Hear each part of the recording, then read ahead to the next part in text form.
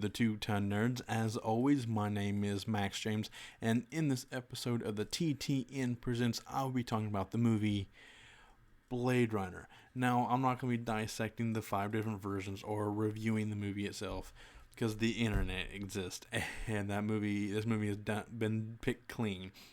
But I still wanted to talk about this movie in some way.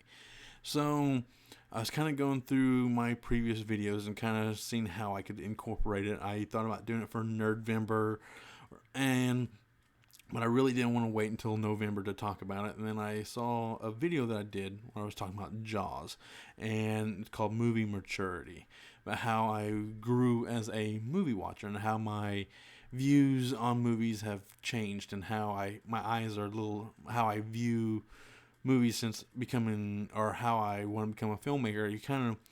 You have a broader sense of what is going on in movies. And that's kind of how I did with Blade Runner, because I didn't like Blade Runner whatsoever. It didn't grab me like it did Star Trek and Star Wars and other science fiction movies. It just didn't grab me. And another Ridley Scott movie, Alien, it just didn't grab me.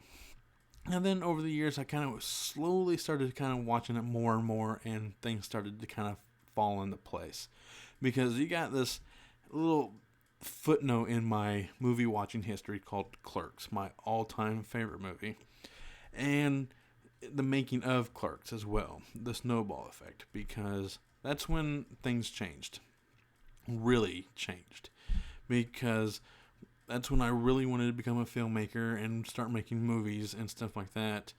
But pre-Clerks, that's when I was just a fan of watching movies. I just wanted to watch whatever was on screen, no matter what genre it was. I am still like that till this day, but I'm kind of more choosy. Like, it has to be, I'm more picky in my movies nowadays. So after Clerks, that's when I started to watching some of the movies that I've really didn't quite understand or didn't get into, and that's where Blade Runner falls into it. So I just didn't like this movie in the beginning. I really honestly didn't, because none of the visuals, the acting, the story, none of it just clicked. So, but like I said, after watching the snowball effect of Clerks, the making of Clerks, I started to, have a greater sense of what goes into making a movie, and kind of what a movie is. It's like when I watched Blade Runner after Clerks, I kind of like, oh, this is a much different movie. It really is. And also kind of goes along with my movie maturity as well, because my eyes have just changed on how I view the world, and you grow up and you see things in a different light, and that's how I did with Blade Runner. I know I kind of keep repeating myself, and that's kind of how it is, because I didn't like the story. I didn't understand it. It just some guy chasing after robots. That's really about it. But it's so simple, but now that's what it is.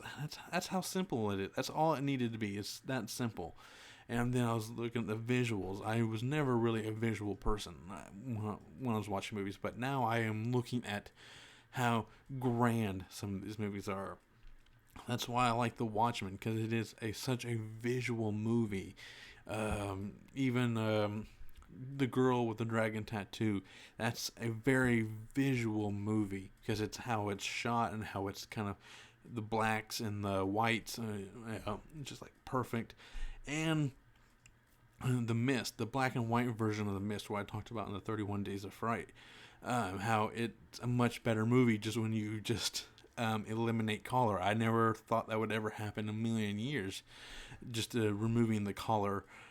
So it's like, I grew up as a movie watcher, and that's why Blade Runner has become a new personal favorite of mine in the realm of science fiction, just because I have grown as a moviegoer and a movie watcher, and as a person, just because I kind of am more in tune with the aspects of what goes into making a movie and stuff like that. So that is all I gotta say.